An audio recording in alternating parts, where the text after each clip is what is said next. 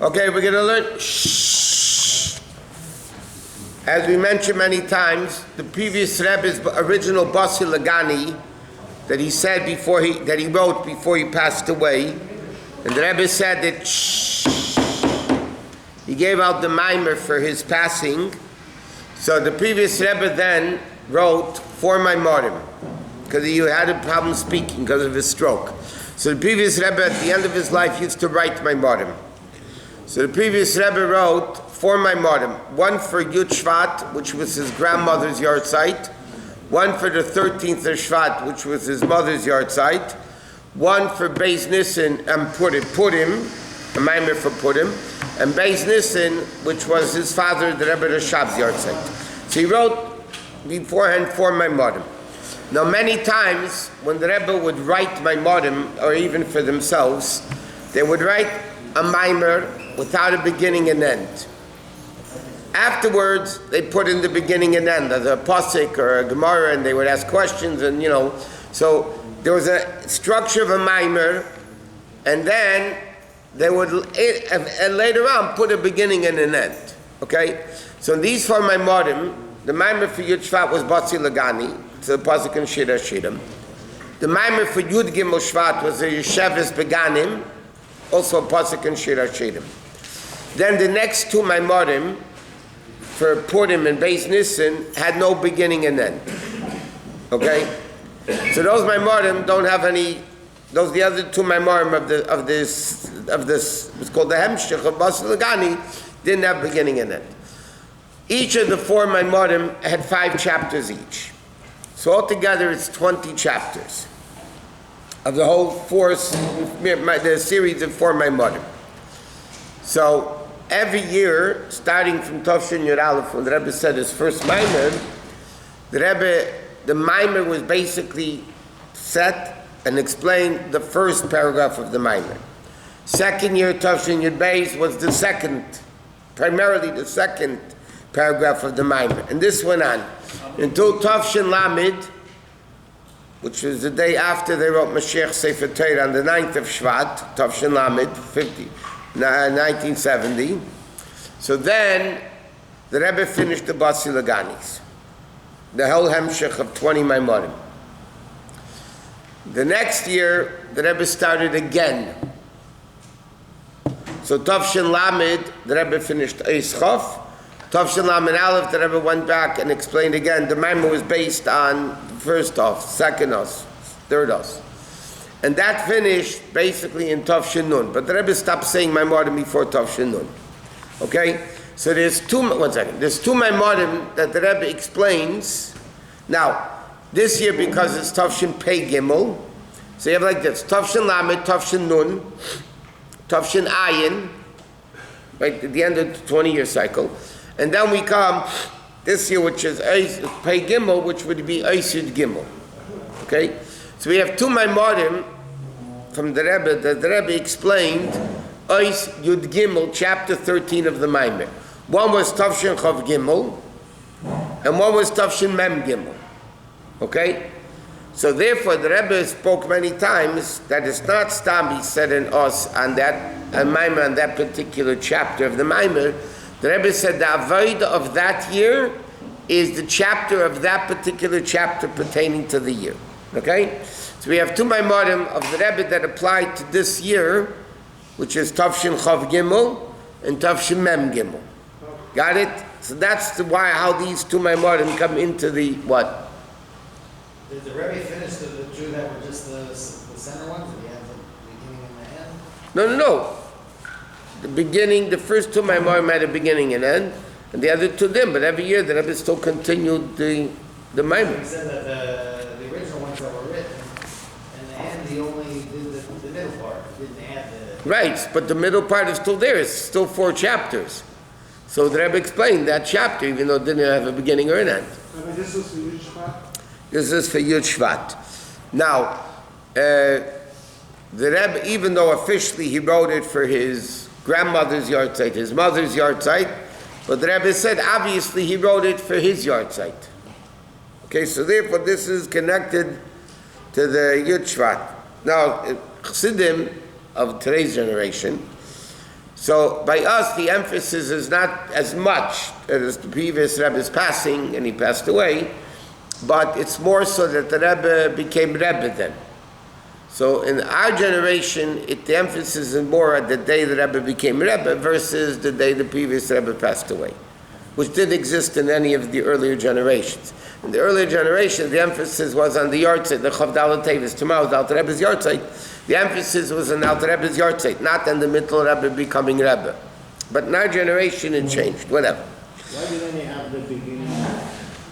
When did he add? No, how come the Rebbe... Because the Rabbeim would write Maimorim when they were divinely inspired, and then they just throw the beginning and end to fit in.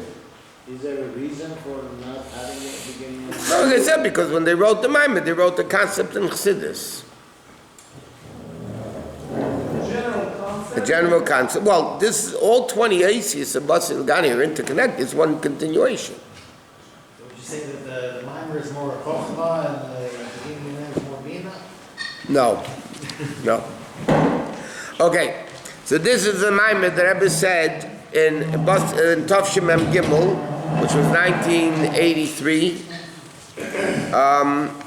And the beginning of the Maimer, the first two Asis are just a kitzer of the previous Rebbe's Maimer until Asid Gimel, and then in the Rebbe's Asid Gimel he starts explaining, a Maimer based on that. Okay, so he says now, Basi, that's where the first two Asis are pretty routine, but then later it gets very hard because the Maimer, the previous Rebbe Maimer of Tafshin Asid Gimel speaks about the level of Elokus that's called L'mayla mayla adin ketz u'lamata mata adin tachlis. L'mayla mayla adin ketz, meaning godliness is all the way up, No end. till no end, and l'mata mata adin tachlis also all the way coming down, all the way to no end, which is a difficult concept. Okay, so let's see it inside, and then we'll hopefully, again, no guarantees of what's going to be when we get into the heavy stuff. Basi Legani, the Pasuk says in Shir Hashirim, I've come to my garden, my sister the bride.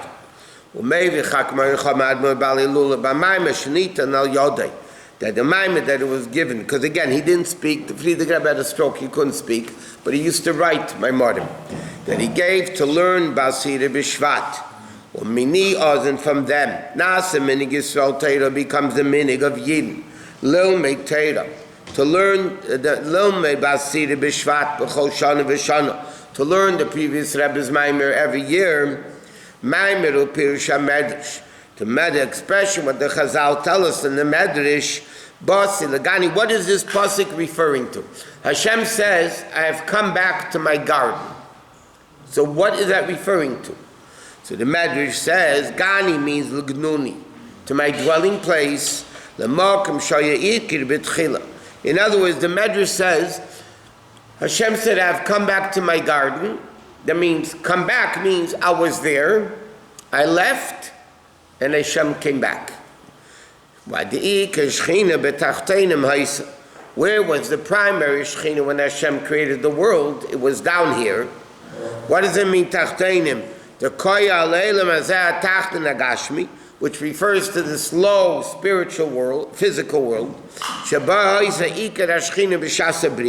where the primary level of the essence of the Shechina, and the Rebbe explains in the first Basi Legani, Ikar Shechina means Malchus the Ein Sof Lifnei HaTzimtzum, even higher than Tzimtzum. And through the chet of Adam Arishin, Nistal Kashchina Me'aris L'Reki Arishin. We know Chazal tell us, the Gemara says, that's what you're supposed to think when you say Echad. Ches is 8, which is 7 heavens and earth. Okay, so the Gemara says, in Chagiga says the names of each one of the 7 heavens. So it says, when Adam Arishin sinned, okay, so the primary Shechina was down here. That's pictured with our coarse brains. Okay, the Shechina was down here. Adam Arishin sinned this terrible sin. He threw the Shechina up, off the earth to the first heaven. Then the sin, Cain killed the Hevel, it went from 1 to 2. Then it was the sin of Enish, it went 3 to 4, whatever. It went all through the 7 Averis, it went all the way up to the 7th heaven. Then the 7 Tzaddikim came, Avraham, Yitzchak, Yaakov, Levi, Kahos, Amram, Moshe. So they brought the Shekhinah back down. Avraham brought it from 7 to 6, Yitzchak from 6 to 5, Yaakov from 5 to 4, all the way to Moshe. Not you, thank God. Moshe was the 7th, and all 7th are precious. So they brought the Shekhinah back down to earth. So when Hashem is saying, the Medrash, this is all Medrash. The Medrash says, when Hashem, the Pasuk says, Basi, Legani, Hashem says, I'm coming back to my garden. What is that referring to? It refers to Hashem coming back, the Shekhinah coming back by Matan Torah. That's what the Medrash says. And it's self-understood. The Rebbe explained, I'm talking from various different memories. So when the Rebbe said, when the Medrash says, it's self-understood that from earth to heaven is a bigger jump than from heaven to heaven. Because heaven to heaven is still in heavens. Just, 1, 2, 3, 4. The jump from earth to heaven was a bigger jump than from heaven to heaven. And that's why the Chet Eitz Hadas was the worst of all sins. And because of its severity, it caused the Shekhinah to jump from earth to heaven. Therefore, the same thing coming down, it's self-understood that from heaven 1 back down to earth is a bigger jump and a bigger undertaking than just bringing it down from 7 to 6 to 5 to 4. So therefore, Moshe Rabbeinu, who was the 7th, and the Medrash says all 7 are precious, so he was able, through Matan Torah, to bring the Shekhinah back down to earth. That's why Chassidus explains that Adam Rishon in the Eitz Hadas brought evil into the world because the Shekhinah left. So Matan Torah through Moshe Rabbeinu undid what Adam Rishon did in the Chet Eitz Hadas. That's what it says in the Zohar. Paskas who are Muslim, the impurity level of the world left in Matan Torah. The problem was when they made the Egel 40 days later, it redid the Eitz Hadas. That's what's so terrible about the sin of the Egel, because there's a reincarnation, so to speak, of the Eitz Hadas. Okay, so he said, "Vayidei Shisha and Yonam Abilti Ritzuyim," and through the other 6 things, Shalach is a whole so Shechina Lamayla the Ki Ashvi. So the Shechina went all the way up to the 7th heaven. Then the tzaddikim of the world. From Avram Avinu, Sheheir the Shechina Mezayin Levav. Same thing afterwards. Tzaddik. So again, Yitzchak, Yaakov, Levi, because these are the 7 generations from Avram Avinu to Moshe. Ad Moshe Rabbeinu, to Moshe Rabbeinu, Shoya Ashvi, who was the 7th.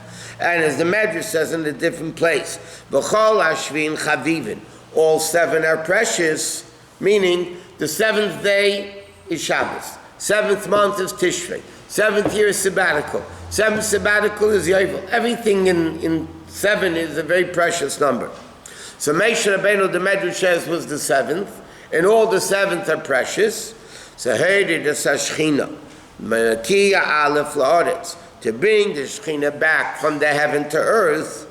V'zel Gamayida Avidat Mitavkinim Shel B'nai Yisrael, and that's the Aveda of every single Jew. Who is the pasuk says V'amich Kulam Tzadikim Le'falo Inyan the Tzadikim Yeshu Aretz. It says in the pasuk, Kol Yisrael Yeshlam Chiluk L'Mabad, the Mishnah says. And then it calls the pasuk. Why? V'amich Kulam Tzadikim. Everybody, every Jew is a tzaddik.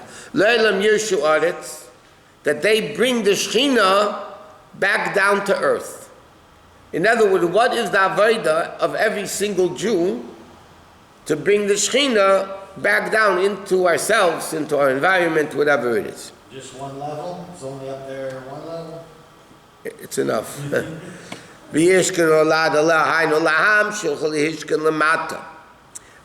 bring down this Shechina, Aliyah Ba'aris Beilam Azat Tachton, to bring down this Shechina, Aleha Ba'aretz Shein Tachton Lamatim Mimenu, that there's nothing lower than it, Le'ezdir le'izbarach, to have this dwelling place for Hashem. That's why it says, Va'asu li migdash, the Rebbe quotes this in the Maimer, Va'asu li migdash, make for me a migdash, a mishkan, v'shachanti b'seicham. So the Mefarshim explains, it should have said grammatically b'seichai, make for me a migdash and I'll dwell in its midst. It says in their midst, which means, the Mefarshim explained that within every single Jew you have to create a mishkan. Now, where was, when we brought the Hashem down, the Shekhinah, back down to earth, Moshe Rabbeinu, right? So it was temporarily at Matan Torah. What kept the Shekhinah down here permanently at that time until the Egel was the Mishkan. Right? That was the home of God. So it came down by Matan Torah, and that's why right after Matan Torah, Hashem said, build a Mishkan. Right? Because it had to keep the Shekhinah down here. So that's why it says every Jew has to make this space of Mikdash, this Mishkan for Hashem, because every Jew is obligated to bring the Shekhinah down here. And that's how it is. What is the Aveda? The Stalik according to Kushabrichu b'chol alma. Okay. Again, the Rebbe is leaving out a lot of parts of the Maimon, but he quotes the Zohar, which is questionable where it is in the Zohar. The Rebbe writes, but there's a famous Zohar that says, "Kadiskafya sitarachra," when a person breaks evil, is stalik yikored the Kushabrichu b'chol alma. Becomes revealed. The preciousness of Hashem. B'chulu almin, simply it means in all worlds. Istalik. 1 second. So it says in the Zohar, Istalik, you call it the kudsha. When you break evil, you reveal. That's what it means. What it means is it reveals. Istalik, you call it the kudsha. The preciousness, the gilui of godliness, b'cholo almin, simply means in all words. The previous Rebbe explains in the Maimon, the Rebbe is alluding to it very briefly, that istalek, like you said, means leaving. When a tzaddik passes away, istalkus, not istaklus. Istaklus means looking. This is istalkus. That's leaving. Okay, so it means that tzaddik leaves. Why do you say istalkus? Here it means bringing down. Because when a tzaddik leaves, like the Alter Rebbe says in Tanya, when a tzaddik leaves, he just leaves to the physical world, which limits him. But now he's spiritual, so he's more here now, the Zohar says, than he was before. So yes, he leaves, but he's revealed more now. The Rebbe explains, previous Rebbe in the Maimon explains, what does it mean? It becomes, when a person breaks evil, break the temptations, it becomes revealed a level of godliness that b'chulu alman means it's such an infinite revelation of godliness that all worlds are equal compared to that level. In other words, in finite revelations, Atzilus is higher than Bria, which is higher than Yetzirah, which is higher than Asiya. That's in the realm of Mamalakol Alman, in the permeating level of godliness that permeates the world. So the head is higher than the heart, which is higher than the foot.